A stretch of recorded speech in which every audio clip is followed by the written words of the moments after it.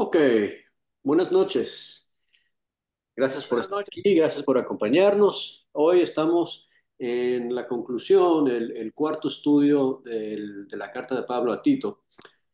Y les voy a anunciar desde ahorita, el plan va a ser, las próximas 2 semanas yo estoy de viaje, entonces hasta a ver, la segunda semana, el segundo viernes de octubre, iniciaremos de nuevo y vamos a estar estudiando el libro de Jonás.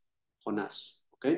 Jonás a partir de el segundo viernes en octubre, después enviamos anuncios por el WhatsApp para los que estén conectados por ahí. Ok, vamos a concluir con nuestro estudio de Tito el día de hoy. Um, Estamos en el capítulo 3 y en realidad el capítulo 3 hace tres cosas interesantes. Ah, Continúa con lo que termina el capítulo 2 y esa es la parte más importante del capítulo 3 donde le da más consejo Pablo a Tito de cómo direccionar su enseñanza. Después de eso, menciona otra vez el problema con los falsos maestros y la gente que está causando problemas, que ya había mencionado en el capítulo uno.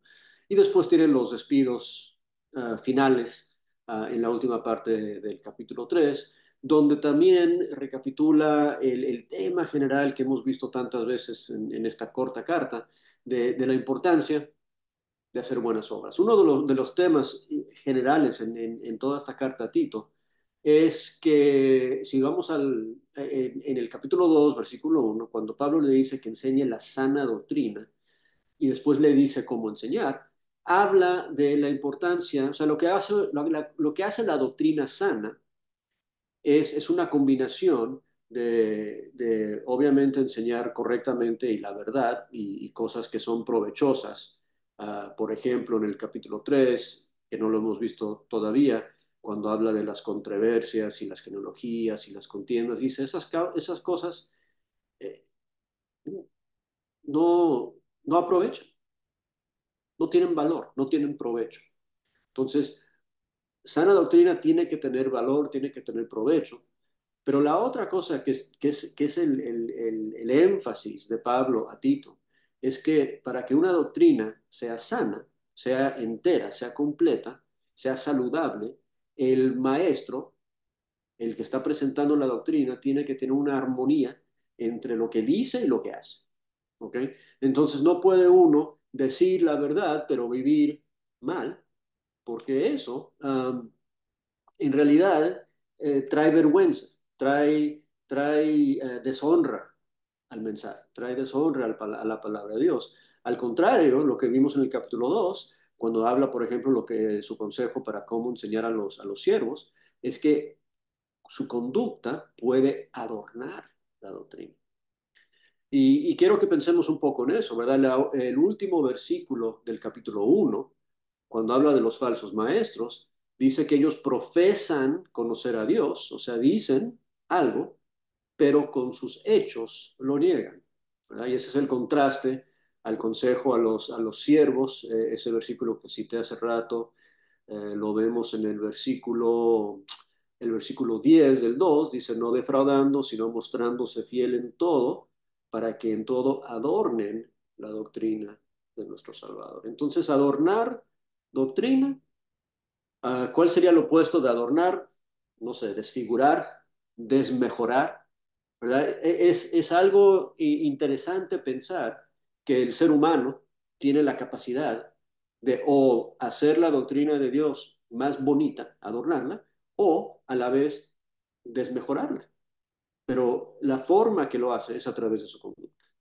¿Ok? Entonces tú y yo podemos predicar y enseñar, y eso está bien, eso es provechoso, pero si no lo acompañamos con la conducta correcta, si no la acompañamos con las buenas obras, entonces de poco sirve, porque estamos, en vez de adornando la doctrina, la estamos haciendo más fea.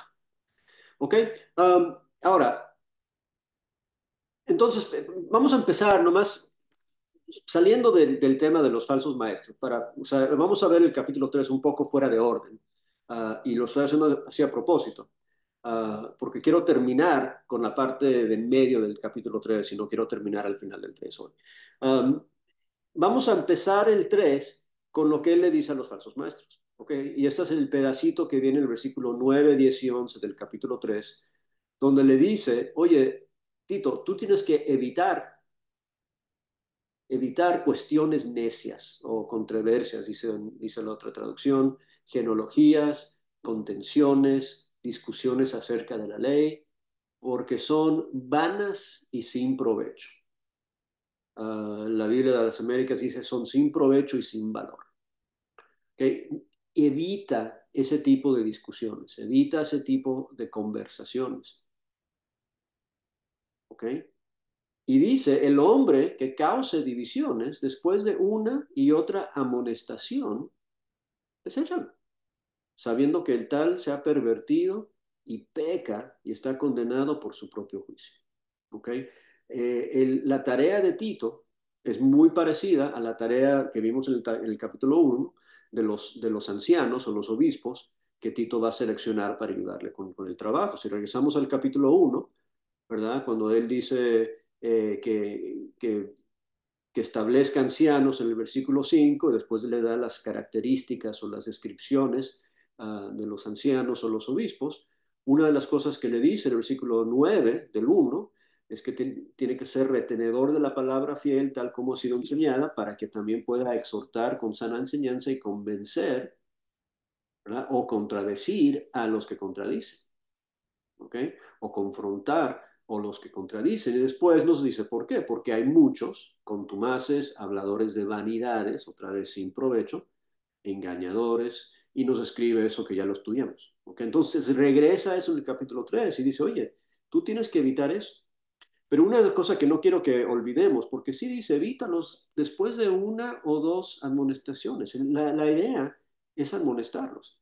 Y aquí, en el versículo 13 del 1 les dice, este testimonio es verdadero, por tanto, repréndelos duramente.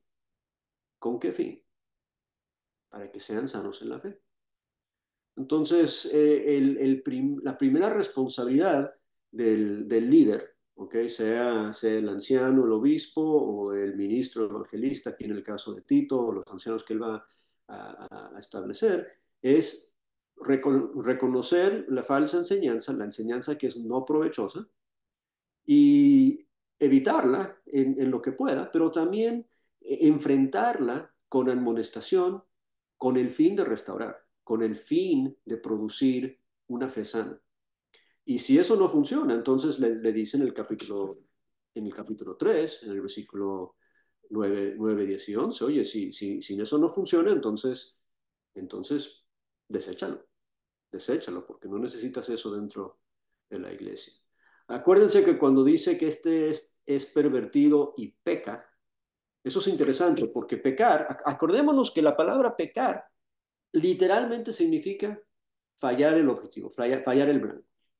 Y eso es bien lógico cuando hablas de enseñanza. O sea, porque no sé tú, pero yo sé que a veces leemos pasajes como estos y nos imaginamos que los falsos maestros son gente así, como los villanos de las películas que tienen un sombrero negro y un bigote y están jugando con el bigote. No, no, no, o sea, son gente con buenas intenciones, son gente que quizás quieren hacer las cosas bien.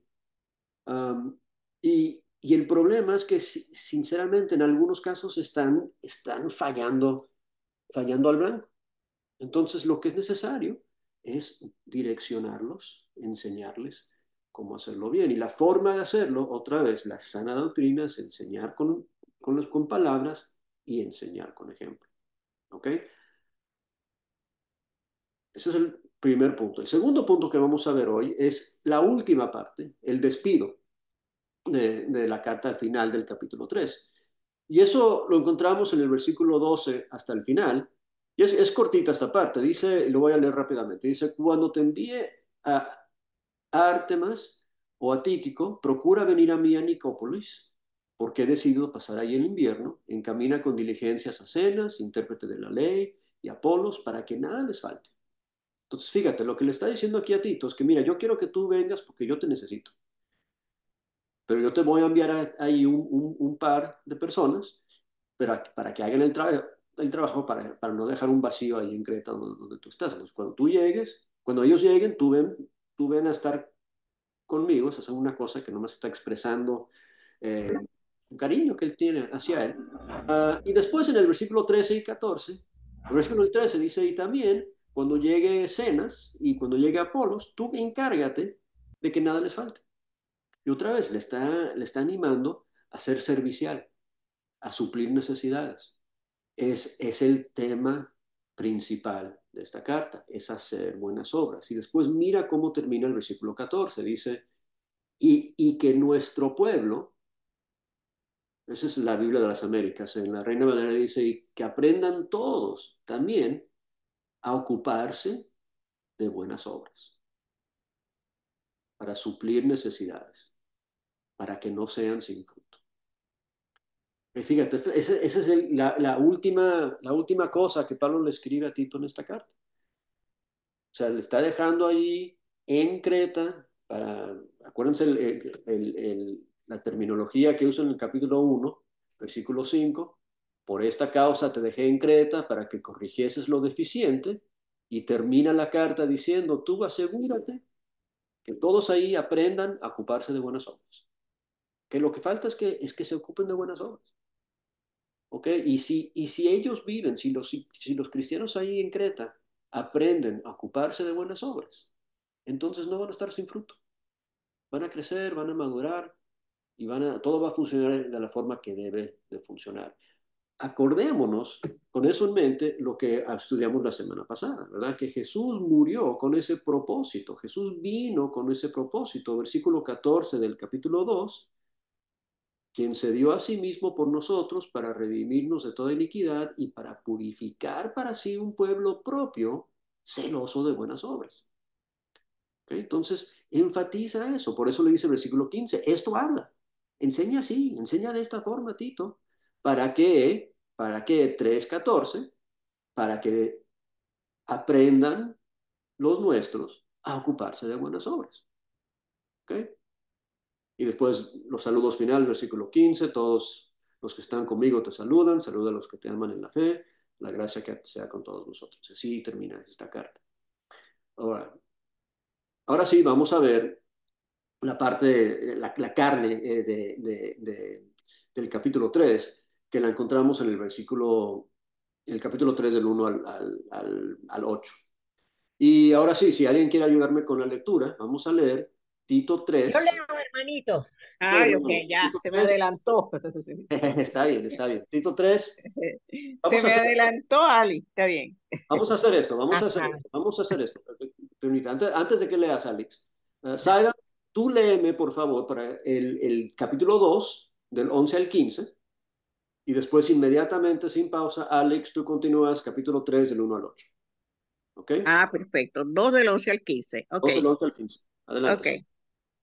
Porque la gracia de Dios se ha manifestado para salvación a todos los hombres, enseñándonos que renunciando a la impiedad y a los deseos mundanos, vivamos en este siglo sobria, justa y piadosamente, aguardando la esperanza bienaventurada y la manifestación gloriosa de nuestro gran Dios y Salvador Jesucristo, quien se dio a sí mismo por nosotros para redimirnos de toda iniquidad y purificar para sí un pueblo propio, celoso de buenas obras. Esto habla y exhorta y reprende con toda autoridad. Nadie te menosprecie. Recuérdales que se sujeten a los gobernantes y autoridades, que obedezcan, que estén dispuestos a toda buena obra, que a nadie difamen, que no sean pendecieros, sino amables, mostrando toda mansedumbre para con todos los hombres, porque nosotros también éramos en otro tiempo insensatos, rebeldes, extraviados, esclavos de la concupiscencia y deleites diversos, viviendo en malicia y envidia, aborrecibles y aborreciéndonos unos a otros. Pero cuando se manifestó la bondad de Dios nuestro Salvador y su amor para con los hombres nos salvó, no por obras de justicia que nosotros hubiéramos hecho, sino por su misericordia, por el lavamiento de la regeneración y por la renovación en el Espíritu Santo, el cual derramó en nosotros abundantemente por Jesucristo nuestro Salvador, para que justificados por su gracia, viniendo, viniéndose, viniéndosemos a ser herederos conforme a la esperanza de la vida eterna. Palabra fiel es esta. Y en todas estas cosas quiero que insistas con firmeza para que los que creen en Dios procuren ocuparse en buenas obras. Estas cosas son buenas y útiles a los hombres, Ok. pero evita No, hasta ahí, las hasta ahí. cuestiones Hasta ahí. de... Ah, no, hasta ahí, Ahí hasta nada ahí, más, hasta hasta ahí. ahí. El 9 en adelante ya lo vimos. Ok. Am, Ojalá y se dieron cuenta esos dos párrafos, lo que leyó Saida y lo que leyó Alex, que hay muchas cosas similares en esas dos secciones. Para empezar, ambas terminan con una amonestación a enfatizar o insistir o enseñar eso mismo que acabo de decir. ¿Ok? El 2.15 dice, esto habla, esto exhorta, esto, con esto es lo que, ese es el enfoque de tu enseñanza. ¿Y qué es? Es que la gracia de Dios ha aparecido para enseñar, para instruir, para entrenar. ¿Okay? Y aquí el versículo 8 dice, palabra fiel es esta, y quiero que insistas en estas cosas. Y es cuando terminó de hablar de la misericordia de Dios y el Espíritu Santo y el lavamiento, la regeneración y la renovación. O sea, le está diciendo, mira, Tito, tú necesitas enfatizar esto en tu enseñanza. Estas cosas que te he presentado al final del 2 y al principio del 3, este necesita ser el enfoque de tu ministerio. ¿Okay? Esas son las cosas que tú vas a hablar, esas son las cosas que tú vas a insistir. Ahora, regresemos al 3.1. Dice, recuérdales. ¿Okay? Si yo estoy recordándote algo, es porque ya lo sabes, ya lo aprendiste. ¿Okay? Entonces, cuando él habla en el capítulo 2, en el principio, dice, enseña la sana doctrina, ¿verdad? A los ancianos, a las ancianas, a las mujeres jóvenes, a los hombres jóvenes, a los siervos, enséñales esto. Y después de que les enseñaste, capítulo 3 versículo 1, entonces recuérdales. Y básicamente son las mismas cosas. Es someterse, es ser obedientes y la última frase del 1, y que estén dispuestos a toda buena obra. ¿Ok? Que sean buenos ciudadanos, ¿verdad? Gente con un buen testimonio en la comunidad, que se sujeten a los gobernantes y autoridades, que sean obedientes y que estén dispuestos a toda buena obra. ¿Por qué dispuestos? Porque en realidad Jesús murió 3.14 para hacerles celosos para buenas obras. Entonces, es algo tener celo y algo tener disposición, ¿verdad? Y eso es lo que Él quiere que les insista. El versículo 2 continúa diciendo lo que no deben de hacer. Y esto es bien interesante, ¿verdad? Porque en el 1, digo, en la primera ronda de enseñanzas, en el capítulo 2, a los ancianos y a las ancianas y a los jóvenes y a las jóvenes, era qué hacer. Y aquí, en el 3.2, es qué no hacer, ¿verdad? Que a nadie difamen, que no sean pendencieros, sino amables, que muestren mansedumbre con todos los hombres. Y, y quiero que te des cuenta de algo, que las cosas que menciona en el versículo 2 son cosas que tienen que hacer que tienen que ver con algo que uno hace, ¿verdad? Con conducta, con comportamiento. Acuérdense de nuestro tema de adornar la doctrina. Pero eso sale de tu identidad. Eso sale de quién eres. Eso sale del versículo 14 del 2, de que Él de Jesús vino para redimirnos de toda iniquidad, para purificar para sí un pueblo propio, celoso de buenas obras. Él hizo para transformarnos en gente que ya es así. Y por eso es que les dice, y todavía estamos en el plan de recordatorio, ¿verdad? Porque en el versículo 3 dice, porque también nosotros éramos. Y otra lista de características. Hay muchas listas en Tito, ¿verdad? Listas de cosas que hacer, listas de cosas que enseñar. Y aquí en el 3.3 es un recordatorio. Y otra vez es un poco diferente porque no es un recordatorio de las cosas que hicieron, tanto como un recordatorio del tipo de personas que eran. ¿Okay? Hay una diferencia en terminología y en palabras, en la forma que uno habla, en decir yo mentí versus yo soy un mentiroso. ¿Okay? Él quiere que reconozcan que antes eran de cierta forma. Versículo 3, porque nosotros también éramos en otros tiempos insensatos, rebeldes, extraviados, esclavos de concupiscencias, deleites diversos, viviendo en malicia y envidia, aborrecibles y aborreciéndonos los unos a los otros. Eso era nuestra identidad. Ese era el tipo de personas que éramos. Y la idea para un cristiano es reconocer no necesariamente que ya no haces esas cosas, sino que ya no eres esa persona. Que hay mucho más valor, mucho más poder en reconocer una transformación que simplemente un cambio de conducta. ¿Eh?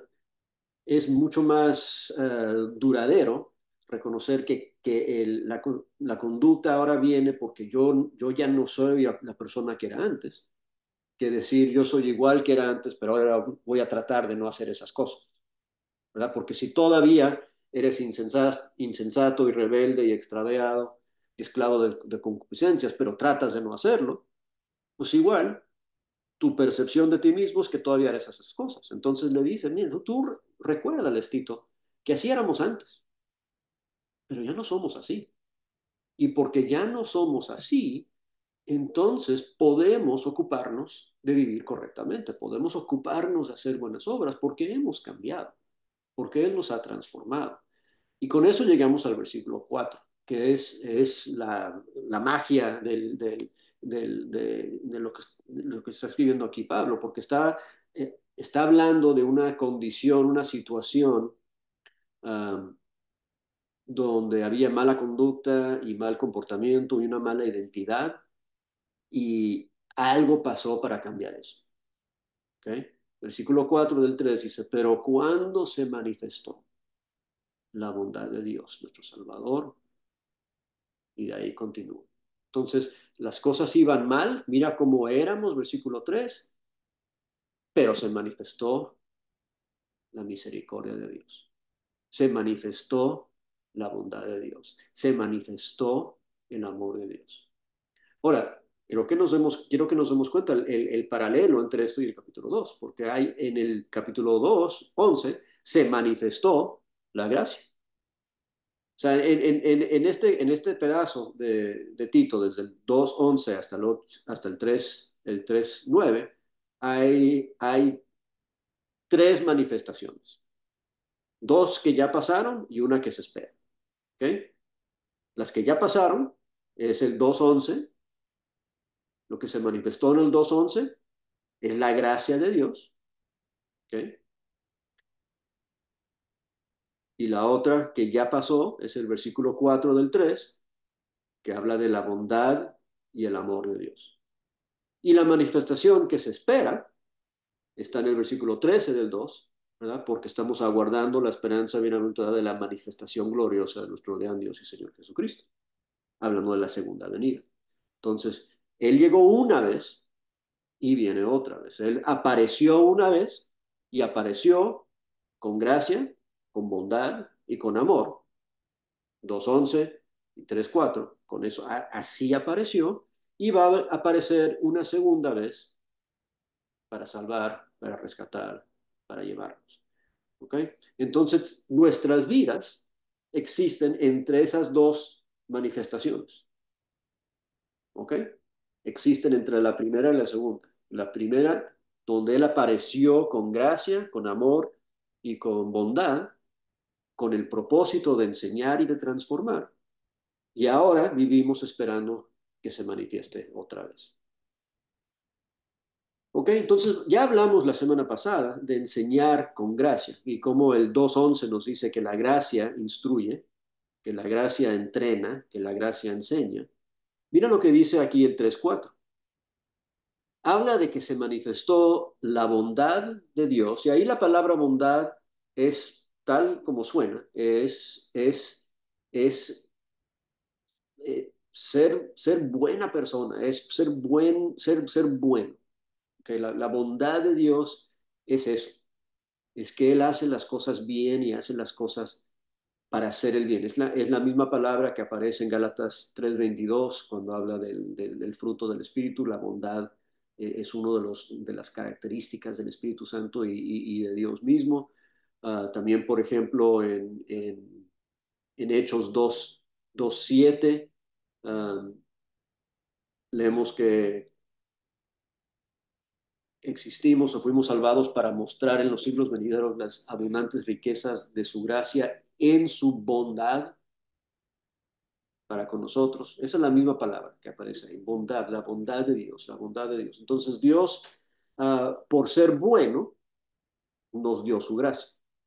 Uh, y es interesante porque aquí cuando habla de las características de Dios, es interesante verlo, ¿verdad? Porque acuérdense que Pablo está modelando su propio comportamiento para Tito. Pero también Jesús está modelando su propio comportamiento para el cristiano, así como Dios lo hace. Entonces, si en este libro el consejo de Pablo es enseña a la gente que ellos han cambiado y que ahora porque son diferentes personas, su comportamiento ahora es este, mira cómo es Dios. Dios apareció, Dios se manifestó, Jesús llegó manifestando la bondad y el amor de Dios, 3:4. Y eso se vio en su comportamiento, eso se vio en su conducta. Sí, porque el 2:11 dice que nos trajo su gracia. O sea, gracia es un regalo no merecido. Entonces Él llegó de regalón. ¿Ok?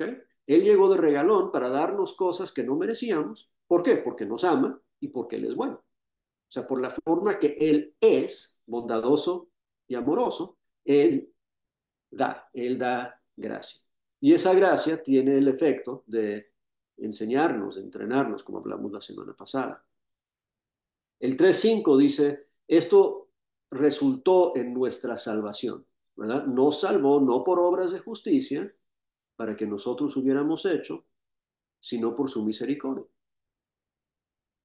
Ahora, pensemos en eso, porque aquí Pablo está enfatizando y enfatizando y enfatizando buenas obras, buenas obras, buenas obras, buenas obras, pero él quiere dejar bien claro que la salvación no tiene que ver con las buenas obras. No, las buenas obras es el resultado, la respuesta del ser humano a la salvación. ¿Okay? Las buenas obras es el resultado de una vida cambiada. Y él quiere que Tito tenga eso claro en su enseñanza, ¿verdad? No se trata de enseñar a la gente a hacer las buenas obras para así ganar la salvación, porque eso no es lo que apareció. No apareció Jesús en el 2:11 con un plan que dice, si tú haces suficientes buenas obras, entonces vas a ser salvo. No, él apareció con gracia, él apareció motivado por el amor y por la bondad de Dios para transformarnos, para hacernos un pueblo propio de él, celoso para buenas obras, y por tanto vamos a estar ocupados de buenas obras, pero entendemos que lo que nos salvó es la gracia, la bondad y el amor de Dios. No son las obras que hacemos, las obras no son la salvación. ¿Ok? Nos salvó, versículo 5 del 3, no por obras de justicia que nosotros hubiéramos hecho, sino por su misericordia. Y ahí introduce otro término, ¿verdad? Entonces ya estamos hablando de gracia, de bondad, de amor y ahora de misericordia. Y lo hemos hablado antes, ¿verdad? La distinción entre gracia y misericordia. y vale repetirlo. Gracia es un regalo, algo bueno que recibes que no mereces. Misericordia es algo malo que no recibes que deberías recibir. ¿Okay? Entonces, si tú te mereces un castigo y no te doy el castigo, eso es misericordia. Y si tú no te mereces un regalo y te doy un regalo, eso es gracia. Entonces, Dios, porque nos ama, Dios, porque es bondadoso, nos regala cosas que no merecemos y también se detiene en darnos el castigo que merecemos. ¿Okay? Y tenemos, esas dos cosas nos ayudan a entender eh, la situación en la cual estamos, ¿verdad? Porque no nos podemos jactar, no podemos presumirnos de que ser, oye, mira qué bueno soy. Todo tiene que ver con la bondad, con el amor, con la misericordia y con la gracia de Dios. Ahora, no tenemos mucho tiempo, pero quiero ver el versículo 5 porque hay algunas cosas bien interesantes ahí. En la segunda mitad del versículo 5 dice, hablando de la misericordia, habla del lavamiento, menciona regeneración y habla de renovación. Y eso, aquí hay varios agentes funcionando aquí en estos versículos. En el capítulo 2 del 11 en adelante habla de Jesucristo, aquí habla de Dios en el 3 4 y 5 y después termina hablando del Espíritu Santo y otra vez va a hablar de Jesucristo en el versículo 6. Entonces, todos están en conjunto para salvarnos, todos están en conjunto para hacer esta obra salvadora en nosotros, que manifiestan la gracia, la misericordia y el amor de Dios. Pero el mecanismo a través del cual somos salvos tiene que ver con estas tres palabras muy interesantes en el 3:5. Tienen que ver con lavamiento, con regeneración y con renovación. Y me gustaría nomás hablar de cada una de esas palabras por unos minutos cada uno. Lavamiento, ¿ok? ¿Qué es lo que uno lava? Algo que está sucio, ¿verdad? Si tú requieres lavamiento, es porque está sucio. Si tú necesitas ser lavado, es porque está sucio. Eso habla de la misericordia de Dios, ¿verdad? Habla de que tu condición es sucia, tú no mereces nada bueno de Él, pero Él te va a lavar. La palabra lavamiento, aunque es un concepto que hablamos mucho en el Nuevo Testamento, lo conectamos obviamente con bautismo en agua, ¿verdad? Porque la cosa que uno usa para lavar, además del jabón, siempre es agua, ¿verdad? Esta palabra en particular solo aparece aquí y en un otro pasaje en el Nuevo Testamento. Y es en Efesios 5:26 cuando habla de la vestidura de la esposa. Y dice Efesios 5:26, a ver, voy a buscarlo aquí, no tenía.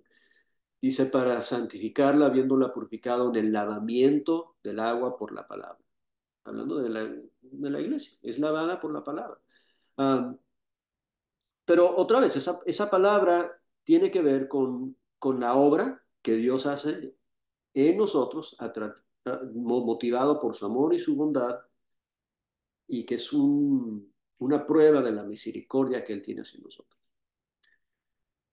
La otra palabra que aparece ahí es regeneración. Ahora, cuando piensas en regeneración, ¿en qué piensas? ¿Qué significa la palabra regeneración para ti? Pueden abrir sus micrófonos y comentar. ¿Qué es regeneración? Okay, ¿qué tipo de cosas son regeneradas? Algo Bien. que ya está hecho y se le da acción nuevamente, o Okay, sea, volver a practicarlo, en este caso, okay. las cosas que hemos aprendido, pero las hemos dejado de hacer. Ok, ok. Piensa en términos, quién sabe, en animales o en biología. O sea, cuando hablas de regeneración, Es ¿qué? una conversión en algo productivo. Ujú. Pero siempre es algo que se mochó o que se murió, que regrese, ¿cierto? O sea, yo no sé ustedes, pero a mí siempre me dijeron que si le cortas la cola a una lagartija, que la cola crece otra vez. Eso es regeneración, ¿verdad? O un gusano también, que si lo mochas, el gusano puede crecer otra vez. Eso es regeneración. Entonces, la idea de cortar algo que crezca otra vez, algo que esté muerto, que de eso salga vida nueva. Ah, también ahí dice yo, el que la piel se regenera, o sea, cosas muertas que vienen otra vez. Entonces, cuando pensamos en la misericordia de Dios, tenemos que pensar en esa idea, que lo muerto vuelve a la vida. Ahora, otra vez, esta palabra, tal como lavamiento, solo aparece en un otro pasaje en todo el Nuevo Testamento, y esto es para ayudarte a entender el concepto, porque es totalmente otro uso. Es en Mateo 19, versículo 28, y aquí es como la usa Jesús. Dice, de cierto Jesús les dijo, de cierto os digo que en la regeneración, cuando el Hijo del Hombre se siente en el trono de su gloria, vosotros que me habéis seguido, también os sentaréis sobre los 12 tronos para juzgar a las 12 tribus de Israel. ¿De qué está hablando Jesús ahí? Está hablando del nuevo cielo y la nueva tierra, está hablando de que después de que todo es destruido y Dios hace todo nuevo otra vez. Pero ese concepto, esa idea, es lo que está diciendo Pablo a Tito, que ocurre en nosotros cuando Dios, con su misericordia, nos lava. Es una regeneración, es algo destruido que vuelve a la vida. O sea, otra vez, cuando pensamos en el bautismo, esas son las cosas que tenemos que pensar. Es el hombre viejo, muerto, que se sepulta en las aguas del bautismo, pero se regenera, viene a la vida otra vez. O sea, de la muerte vive otra vez y después empieza a crecer, como la cola de uh, la lagartija que se mocha. Nos mochamos, nos murimos, pero volvemos a crecer. Entonces, lavamiento, regeneración. Y después, la tercera palabra que aparece en el 3.5 es renovación. Y piensa en las cosas que uno renueva. O sea, las cosas que renuevas son cosas que se vencen. O sea, renuevas tu pasaporte, ¿verdad? Renuevas tu licencia de conducir, renuevas suscripción a una revista, o sea, cosas que se vencen, las renuevas.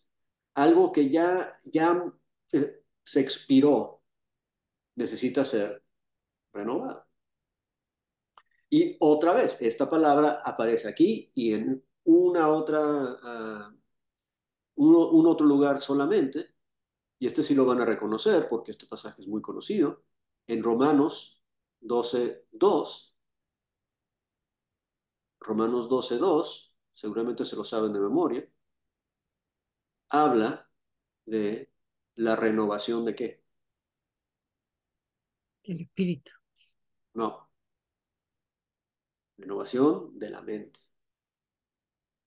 Romanos 12:2 habla de renovación de la mente. ¿Ok? A ver, déjenme buscarlo aquí. Por alguna razón no quiere aparecer en mi pantalla. Déjenme hacerlo de nuevo. Un segundito. 12. Alguien léamelo, Romanos 12:1 y 2. Dice así, así que, hermanos, os ruego por las misericordias de Dios que presentéis vuestros cuerpos en sacrificio vivo, santo, agradable a Dios, que es vuestro culto racional. No os conforméis a este siglo, sino transformaos por medio de la renovación de vuestro entendimiento, para que comprobéis cuál sea la buena voluntad de Dios, agradable y perfecta. ¿Ok? Amén. ¿Se dieron cuenta? Renovación del entendimiento. En la Biblia de las Américas dice renovación de la mente, de vuestra mente. ¿ok? Y eso viene a través de una transformación. Obviamente entendemos eso, ¿verdad? Cuando estamos viviendo nuestras vidas cristianas y creciendo, la transformación no es física, o sea, no está cambiando el color de nuestro cabello, no está cambiando la forma de nuestro cuerpo, lo que está cambiando es nuestra mente, lo que se está renovando es nuestra forma de pensar, nuestro entendimiento. Y otra vez, renovar es cuando algo se vence, cuando algo se expira. Regeneración es cuando algo se muere. Y lavamiento es cuando algo está sucio. Y entonces regresamos ahí a Tito y esa es la idea, el énfasis que está haciendo. Acuérdense lo que él les dice en el 3.1, recuérdales 3.1, 3.3, ellos cómo eran antes, ¿verdad? Eran aborrecidos y aborrecibles, insensatos, rebeldes, pero Dios apareció porque nos ama, porque es bondadoso, nos demostró su misericordia y nos lavó porque estábamos sucios, y nos regeneró porque estábamos mochados y muertos, y nos renovó porque estábamos expirados. O sea, todo lo que éramos antes lo deshizo y lo hizo nuevo, lo corrigió. Esa es la gracia y la misericordia de Dios trabajando en conjunto. Y ese mensaje enseña mejor a vivir bien y a hacer buenas obras que cualquier otra cosa que te puedas imaginar. Y entonces él dice después, regresando a Tito 3, 5 y 6, ¿okay? El 3 habla generación, lavamiento, regeneración y renovación en el Espíritu Santo, dice, el cual derramó en nosotros abundantemente por Jesucristo nuestro Salvador. ¿Okay? Entonces otra vez, Jesucristo está involucrado, según el 2.11, en traer gracia, y el Espíritu Santo, eso es parte de la gracia. Acordémonos que gracia, muchas veces pensamos que gracia se limita con la salvación, pero acuérdense que gracia es un regalo no merecido. Y Dios nos ha regalado muchísimas cosas que no merecemos. Sí, nos salvó, sí, nos perdonó nuestros pecados, pero también, además de eso, nos dio el Espíritu Santo. Además de eso, Efesios 1:3 adelante, nos bendijo con todas bendiciones espirituales en Cristo Jesús. Todo eso es gracia, porque todo eso son regalos que no merecemos. ¿Ok? Y aquí está hablando de que derramó en nosotros abundantemente por Jesucristo el Espíritu Santo. Y Jesucristo apareció 2.11 manifestando la gracia de Dios. Pero ¿con qué fin? ¿Con qué propósito? Y aquí es importante, ¿verdad? Porque hay que comparar el 3.7 con el 2.14. ¿Okay? El 2.14, les recuerdo, dice que Él se entregó para nosotros, para redimirnos y purificar para sí un pueblo propio, celoso de buenas obras. Ese fue el propósito de la manifestación de su gracia. Y aquí en el 3:4 al 7, termina el 7, dice, ¿para qué? O sea, el propósito de la manifestación de su amor y bondad y misericordia es para que, justificados por su gracia, viniésemos a ser herederos conforme a la esperanza de vida eterna. Es una conversión, es una adopción, es un cambio de identidad. Nos convierte en personas que miran hacia el futuro, miran hacia la promesa, miran hacia la vida eterna que nos espera, porque ahora somos herederos y los herederos son los hijos. ¿Okay? Por la gracia nos adoptó, por la gracia 2.14 nos hizo un pueblo propio. Y entonces si somos hijos de Él, ya no vale lo que éramos antes, 3.3, insensatos, rebeldes, extraviados, no, porque ahora somos hijos de Él. Ahora somos herederos de Él, somos pueblo propio de Él. Ahora somos celosos de buenas obras y ahora vivimos nuestras vidas aguardando su venida, aguardando la vida eterna que nos espera. ¿Okay? Y eso define quiénes somos. Y si podemos conceptualizar quiénes somos, eso es lo que va a controlar nuestro comportamiento. Las buenas obras las vamos a hacer porque entendemos nuestra identidad. Y por eso termina aquí este pedazo, Pablo, muy parecido a cómo termina el capítulo 2, cuando el 2:15 dice, esto habla, termina esta sección en el 3:8 diciendo, palabra fiel es esta. Y se refiere a lo que dijo en el versículo 4 hacia abajo. Palabra fiel es esta. La palabra fiel es que se manifestó la bondad de nuestro Dios. Vimos su amor. Nos salvó por su misericordia. Nos lavó, nos regeneró, nos renovó por su Espíritu Santo que nos dio Jesús. Nos convirtió en sus hijos, nos adoptó, nos hizo herederos. Esta es la palabra fiel. Y estas son las cosas, 3:8, que quiero que insistas con firmeza.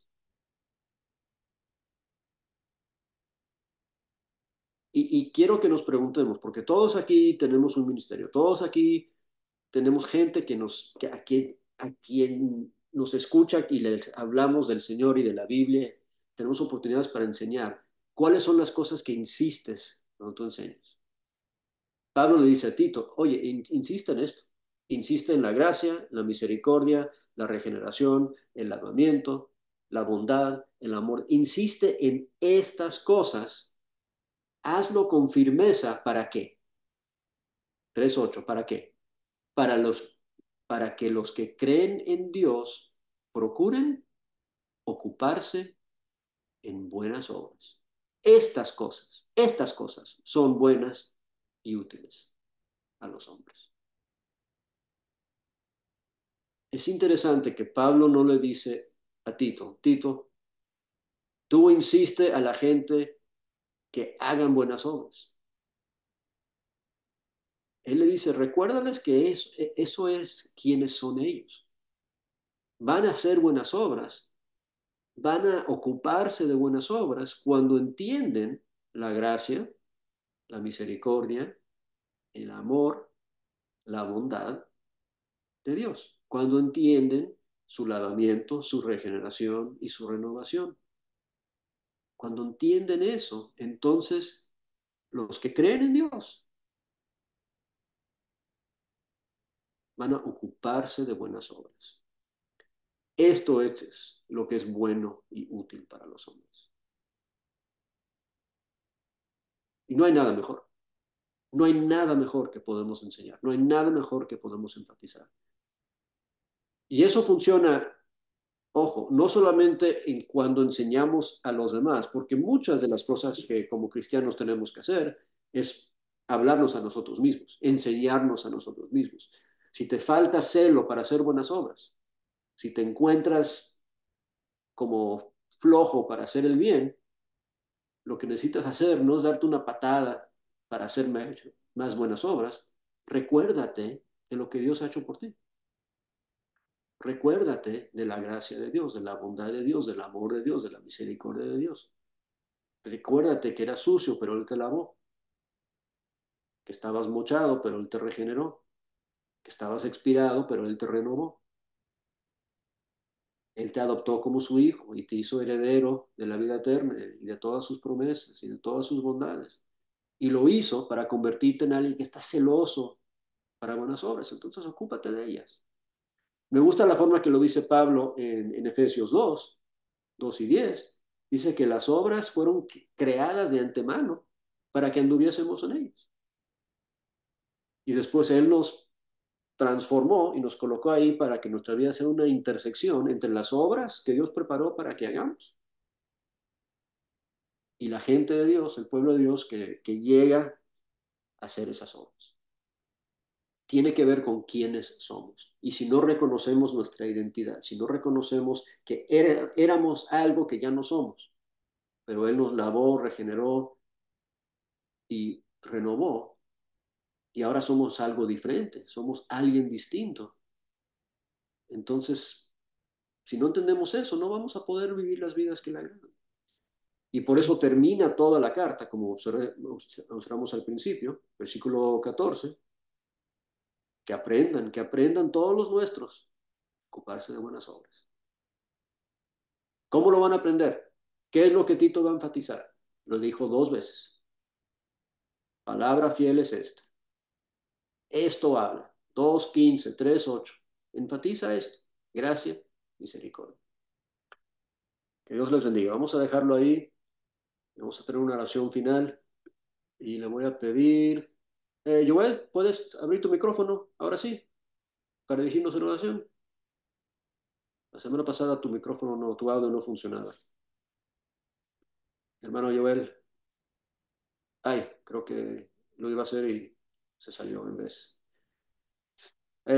Bueno, entonces, hermano Pío, por favor. Oración final, Pío. Tu micrófono está apagado, Pío.